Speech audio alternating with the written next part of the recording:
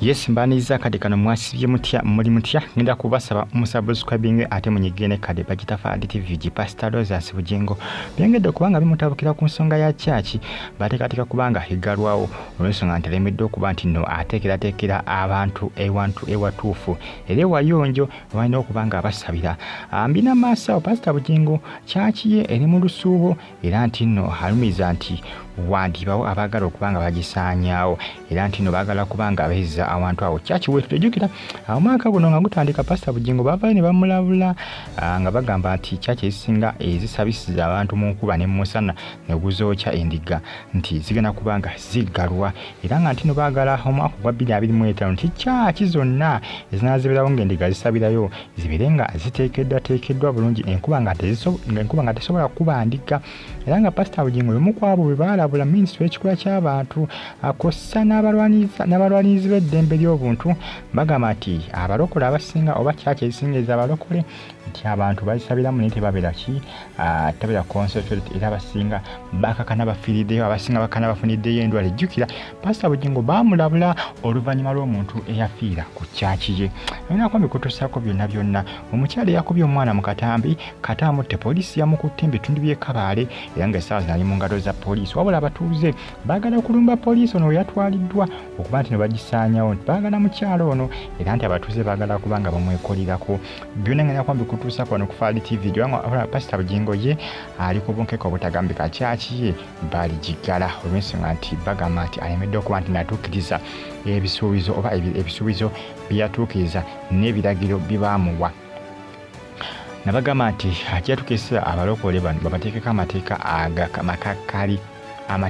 kubanga bwetegeeza bulungi church z'abalokole kati empitirivu nnyo n'okusinga ez'amadiini amalala naye ate ezisinga tezirikkiriya kubanga bwetegeeza bulungi Pastor Bugingo endiga mwe zisabira n'ezitenti zennyini zaayulika nakwambe kutuusako maaso omukyala gwolengera mu kifaananyi yakwatiddwa poliisi bamuzudde nga yabadde atulugunya omwana wa boosi we ono yali atwalibwanga maidi wabula wabadde akola omwana abadde amuyisa bubi omwana amusibya ku miggo oba ni amulikodinza akatambi nga bali mu kiyigo omwana nga amukuba okubola okumutta omwana alyoka amukuba kuba face mwana nno muto fulufiga agenze omudwaliro ensambya omwana ono gye yaddusiddwa era nga poliisi omukyala yamukutte edda ono yadagezako kubanga adduka bamukwatidde mbu mu paaka nga ayagala kufuluma Kabaale nga ayagala kudduka omukyala bulijjo amulekera omwana we nga mukyala wattu oluusi aba bize manyi eri abazadde oluusi abasinga bafuna abakozi naye nga n'omwana we alwawo mukyekingako mukimanyi eri abazadde amala omwezi mulamba nga atacekinga ku mwana we mwezi mulamba guba munene kebere wiiki eba nnene neri amala omwezi omulamba nga atacekinga wadde ku mwana we wadde n'akamu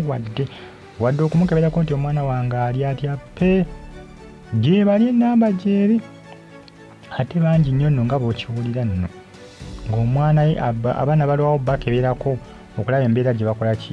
okulaba embeera gye balimu naye ng'ensonga zezo munnange ez'omukozi zitambula kadde kano ku social media era mbeebaza ne mbagamba nti muli bigi nnyo okubanga mugyekumira ku updates emba nazo eziba zitambula okwetula eggwanga Uganda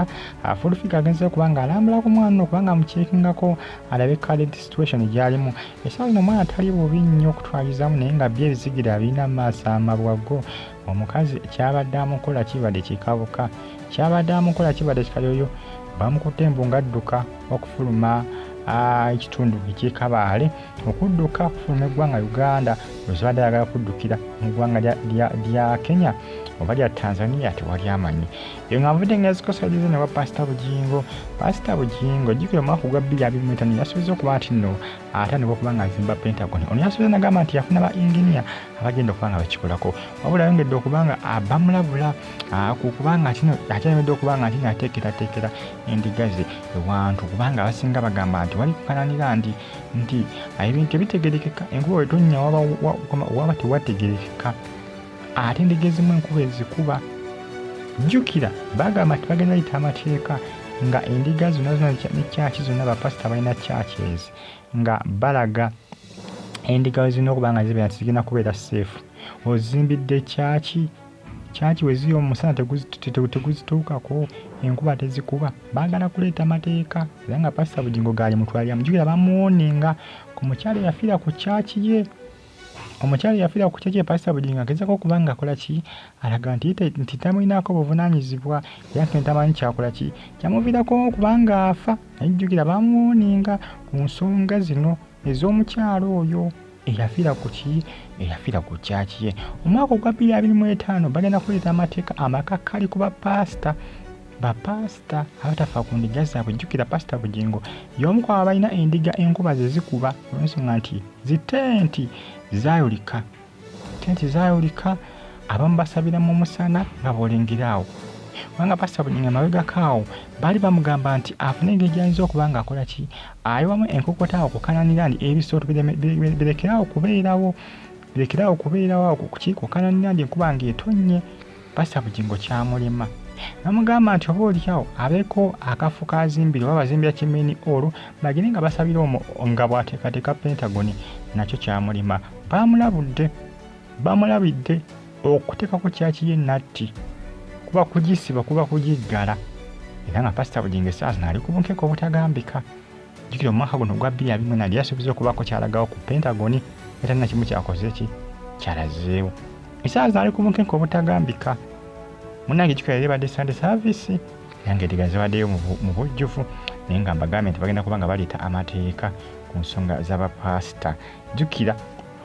abapasita bangi nnyo, kyaki nnyingi ez'abalokole eziri mu ggwanga Uganda olw'okusinga ez'amadiini amalala. Amasinzizo mangi ag'abalokole okusinga n'amasinzizo ag'amadiini amalala. Ebinaggweera nawulira Pastor Bugingo anaatereeteza bagenda kuggalawo kyaki ye. Mwera.